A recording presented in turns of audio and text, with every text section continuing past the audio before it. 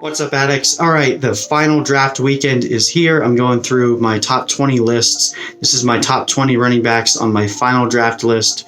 Penny injuries, this is my final rankings. So get right into it. Number 20, we have Marshawn Lynch. The Raiders are going to run the ball a ton this year. Lynch is going to get it done. Doug Martin is nothing to be afraid of. He sucks. And I think Marshawn Lynch, they're going to keep him on the field if they want to keep winning games and they want to run the ball a lot. He's going to be tremendous value this year. Number 19, Kenyon Drake. I think Drake is one of those guys that has a really high-low variance. I think he could finish a lot higher than 19 and a lot lower, so take him at your own risk. But I think that the Dolphins need the dynamic ability that Drake has, and I think they're going to use him a lot, but we'll see if he can stay healthy, and we'll see how much they end up using him. Number 18, I have Alex Collins. The Ravens running backs can always be a little bit hard because they seem to change pretty much every year halfway through the season, but I think Alex Collins is good enough to keep the starter job. And he's being, where he's being drafted right now, I think I'm in on his ADP price. All right, number 17, Joe Mixon. This is obviously a guy that I've been, fading a little bit, and I just have him ranked a lot lower than everybody else. So I'm not going to end up with him. I think the Cincinnati Bengals offensive line is awful. I don't think that there's really any good vibes on their team right now. I don't think they're going to be much better than they were last year. And, while he will get the starter workload, I just don't think that he's going to do enough for you, especially the price that you have to pay for him. All right, number 16, Lamar Miller. This is a little bit different story. Nothing to really be excited about, but his draft price right now is a really good value. He's going to be the lead running back on a team that has a good quarterback, a mobile quarterback that always bodes well for running backs. And he did, come into camp in much better shape than he has been. So I think this might be the year that Lamar Miller actually finally is someone that you're happy to have on your team. All right, number 15, Dalvin Cook. I'm just worried about this guy. Latavius Murray is probably going to steal some of his touchdowns. Kirk Cousins gets a lot of touchdowns on the ground too, so I don't think he has a lot of touchdown upside, and we've yet to really see him fully recover or come back from that injury. Not too worried about it, but I think that his price right now is being drafted at a ceiling, and I don't know that he'll hit there. So that's why I have him at 15. 14, Jerick McKinnon. Jerick McKinnon also had to drop him a little bit because of that injury scare. I think he still has the same upside that he does. I think it's just more likely that he doesn't quite hit there, but his draft price has dropped too, so I'm still not fading him completely. If I'm drafting around the middle of the third round and he falls there, I think that's a great place to take your running back too. All right, number 13, Royce Freeman. I've been touting this guy for a while. I've had him up in my rankings, and unfortunately his draft price has risen right to around where I have him ranked. He's going in the third round now, but I think that's where you want to take him. If you have Royce Freeman on your team, he's going to be the lead back. Devontae Booker sucks. There's no reason that they're not going to give Royce Freeman a ton of work this year, and I think that he could be the second best rookie running back this year by far.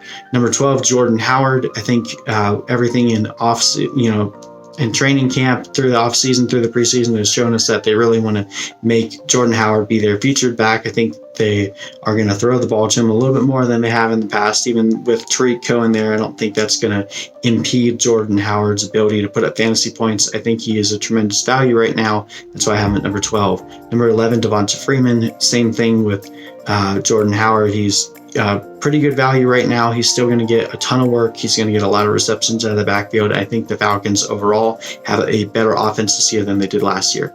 10, I have Kareem Hunt. I've warmed up a little bit now that I've been more on the Pat Mahomes bandwagon. I still don't think that Kareem Hunt is going to return the value of a first round pick, but if you can get him at the end of the first into the second round, then it's worth a gamble, and I think that his ceiling is high enough that it's worth taking that risk. Number 9, I have Melvin Gordon.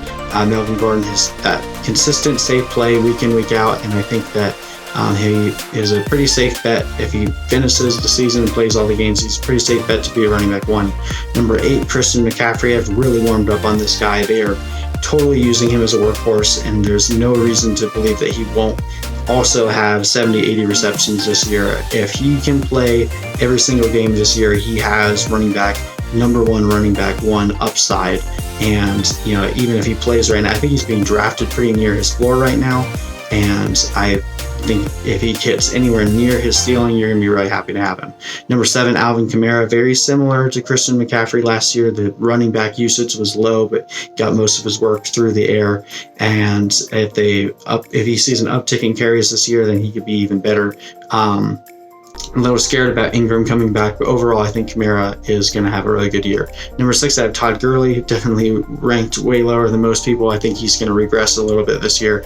Not going to score as many touchdowns, probably not going to receive as many balls. They're going to be a little bit more cautious about him. They want to make a run for the Super Bowl, and they just paid him a ton of money, so they're not going to use him as hard as they did last year.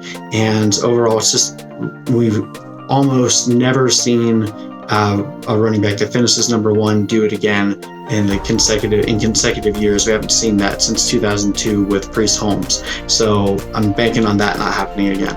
Number 5, I have Leonard Fournette. I love this guy this year. I think he's going to get a lot more receptions than he did last year. He came into camp a little bit lighter this year, so he wouldn't put as much stress on those ankles that keep giving him problems. The Jaguars' offensive line is better, and they just lost Marquise Lee, so now they're going to have to run the ball even more. Leonard Fournette is going to kill it this year. Number 4, David Johnson. There's not really much to say. David Johnson is really awesome. His offensive line is pretty shaky, and their team is a little bit different than it was last time that we really saw him play. But overall, I think he's talented enough to get it done for you. Number 3, Saquon Barkley, rookie running back from Penn State. I think this year is Saquon's year, and he is just going to light the NFL on fire. First time he touched the ball in preseason, he blew up. And there's no reason to believe that he's not going to do that every single week. I think Saquon Barkley is a good bet to even finish as number 1 overall for running backs.